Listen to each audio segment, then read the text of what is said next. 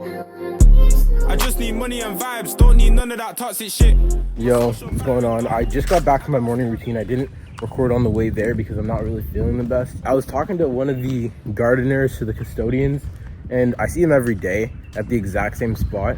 And then today he decides to talk to me because I always said hi, I always smiled when I saw him. So he decided to stop and talk to me. He told me a little bit about his story and I understood it. Like, people in the world, I'm actually so blessed to be in the position that I am right now. There's some people in the world who are just less fortunate than you know? So you just have to always have that perspective.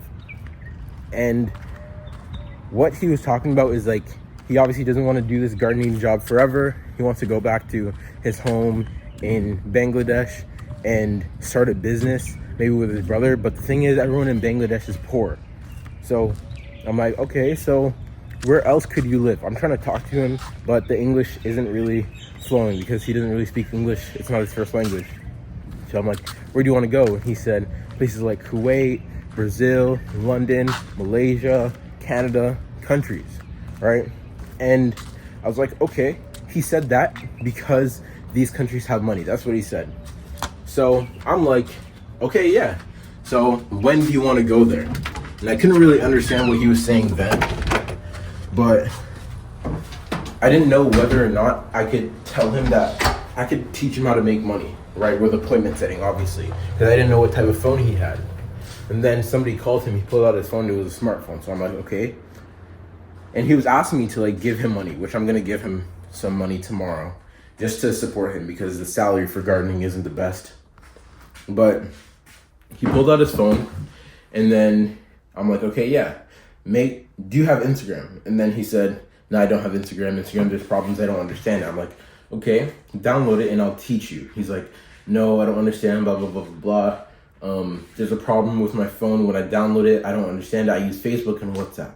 And then I'm like, but I'll teach you. And he's like, no, if you just give me 100, whatever, money, just give me small things, that'll be enough. So I don't want to push him to start a business because, again, not everybody is about this life, really. There's so many of my friends in real life who see me doing the things that I'm doing, see me grinding every single day. They try it for maybe a week and then they give up. But it's because the life isn't for everyone. And I have to just come to that understanding. Like, I can't help everyone. I really can't. I could only help the people who genuinely want it, who are willing to put in the work. I've been putting in work. I've been in this online business game for literally over 2 years now. For over 2 years. And I've had a little bit of success, but I stopped running that business. So I've just been in the trenches for so long. But I'm so persistent because I know it's going to work out. I know it's going to work out. When I start running ads for this brand, I know it's going to work out because it's about time, you know? But I don't know. I really couldn't understand somebody who doesn't see it. You put in 2 years of hard work, grunt work, to live the most beautiful life for the next rest of your life. But you're obviously going to have to keep doing it. You're not just supposed to just fuck off, you know? But some people aren't willing to do it. They want to say that they want to start a business. They want to start a business. They want to have the motion, but they're not willing to put in the work for it. And you can't blame them. People are built differently. Ty Lopez says a lot of things are based off genetics. So maybe that's the reason. You can't really convince somebody who doesn't really want to do that. So that's what I wanted to say. I finished my morning routine. I stayed a little longer than usual because I was talking to this dude, but I don't know. Yesterday, my situation got so bad that's why I didn't really edit the video. I wasn't feeling the best. But I noticed I still need to document that anyways because that's what comes as a part of the journey. I can't hide those aspects. So as vulnerable as I got, I still have yet to publish that video, so I need to do that. But I gotta make it work regardless, man. I'm setting goals for 2025, which I know I'm gonna achieve because I'm gonna break that down into monthly goals and weekly goals and just have deadlines so they're not just wishes. But I just want to make myself clear on this journey. I'm currently not the best at keeping people engaged throughout because I don't know. I don't think I'd be engaged for this type of video, but that's just me. And maybe it's bad for me to say that, but that's just what I think. And even if that's the case, I still want my mission to be clear. And I still just want to document my thoughts and start from somewhere, because obviously I'm not the greatest, but I am trying to improve. So my thoughts are all over the place at the moment, but I'm writing everything down on my journal here, just self-reflecting, figuring out what inspires me, who inspires me, and then I'm gonna move from there. But I'm literally just documenting me taking things to the next level. So this is as real as it gets, man. I'm not trying to sit here. Obviously being charismatic is something that I learned, but man, sometimes I just don't feel like doing that, you know?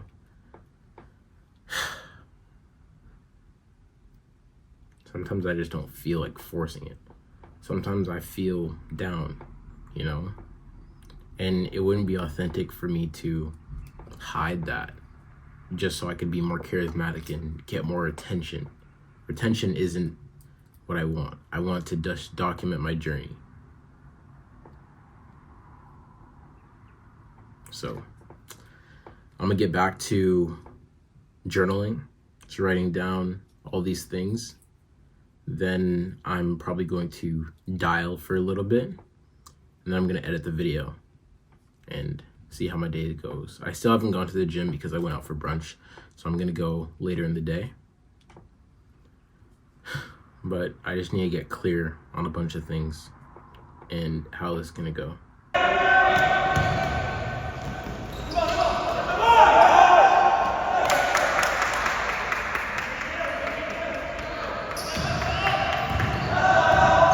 All right, so the past few hours have not been the best. I went to go watch my little brother's basketball game, which was fire. And then some dude was talking shit to me, so I was ready to crash out just because I have so much built up annoyance and anger. But I didn't crash out, which actually just made me sad. It made me feel like I was trying to be tough, but I would have fought him. That's why I'm looking forward to just get into MMA, because I feel like I have a lot of pent up aggression that I just store. So I'm looking to release that, and fighting is a good way to do it. Organized fighting. So yeah, last time I picked up the camera, I was making goals, I think, but I finished doing that. I only have 4 goals for the New Year's, and I created SMART goals, which is specific, measurable, achievable, relevant, and time bound.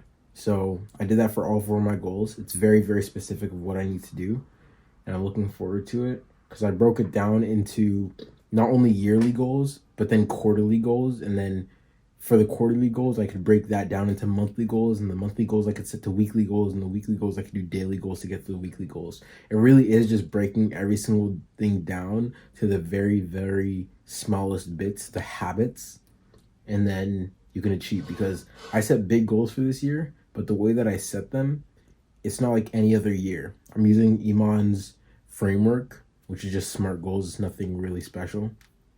And I'm looking to make big moves. One of the biggest things that I realized when using Iman's framework is just listing 3 people who inspire me.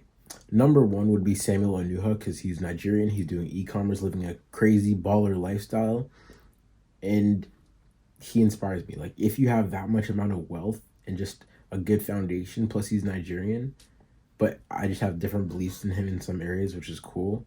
But that's such a nice life, and I see myself living that life differently, but still. Then you have Kai Cenat, just GOAT. He's one of the greatest streamers of all time. I feel like I grew up watching him, even though it hasn't really been that long, but I felt like I grew up watching him. He built a very strong community, and he capitalized on a blue ocean. So that's where he comes into play as an inspiration. And then another inspiration would be BSM Fredo. I wouldn't even see he's an inspiration, but I look up to the dude, right? He's older than me. He's living a good life. He's making some money doing e-com and drop shipping. And he's not conforming to the guru mentality. So those are 3 people I look up to. And one thing that I noticed in common between all of them is that their growth skyrocketed as soon as they surrounded themselves with people or connected with people who are like-minded. So far, I've been doing a lot of these things on my own, and I don't really have many friends who are in the same space, but I will join A Players Club very, very soon. I'm already an A player. I love it. And that's going to help a bunch. And when I go to Spain, it's up from there. So right now I'm just editing the vlog. I'm editing the vlog, fixing my calendar and things of that nature. And also I need to work on my school admission notes. Or not notes, but requirements, so I could actually get my visa and things like that. So that's where I'm at. And I'll see you when I do.